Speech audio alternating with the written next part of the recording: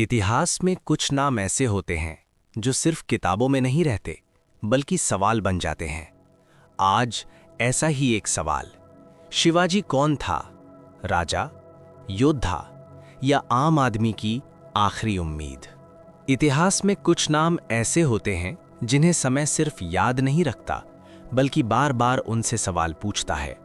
शिवाजी भी ऐसा ही एक नाम है, क्योंकि शिवाजी को अगर सिर्फ तलवार, किले और युद्धों तक सीमित कर दिया जाए तो हम उनके साथ वही गलती करेंगे जो सत्ता हमेशा करती आई है, यानी इंसान को मूर्ति में बदल देना।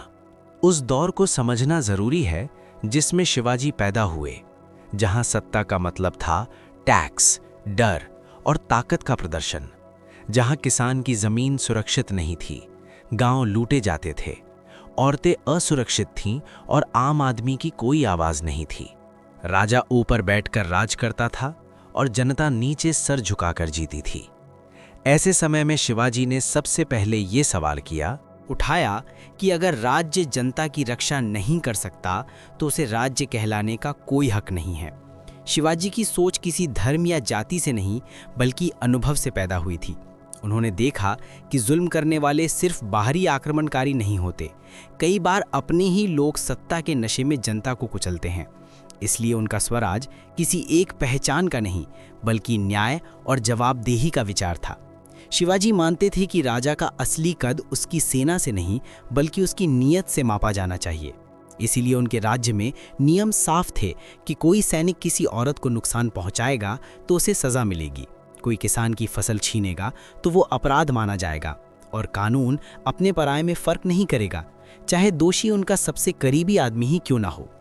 ये बातें आज सामान्य लग सकती हैं, लेकिन उस दौर में ये व्यवस्था के खिलाफ खुला विद्रोह थी, क्योंकि ज्यादातर राजाओं की ताकत डर से चलती थी, जबकि शिवाजी भरोसे से शासन करना चाहते थे।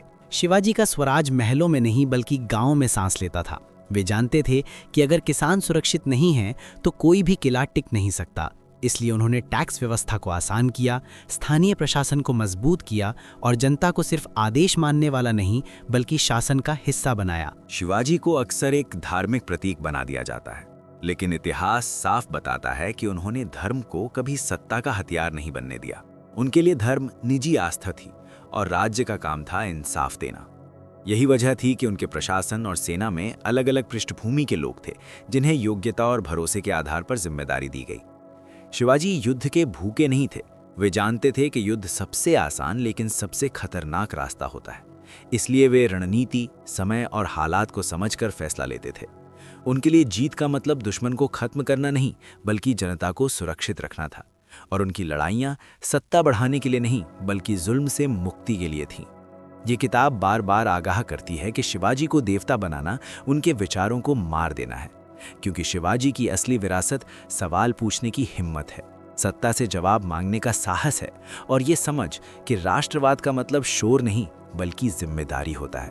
आज अगर कोई शिवाजी का नाम लेकर नफरत फैलाता है, कमजोर को दबाता है या सत्ता को सवालों से ऊपर रखता है, तो वो शिवाजी की सोच नहीं बल्कि सिर्फ उनकी तस्वीर का इस्तेमाल कर रहा है।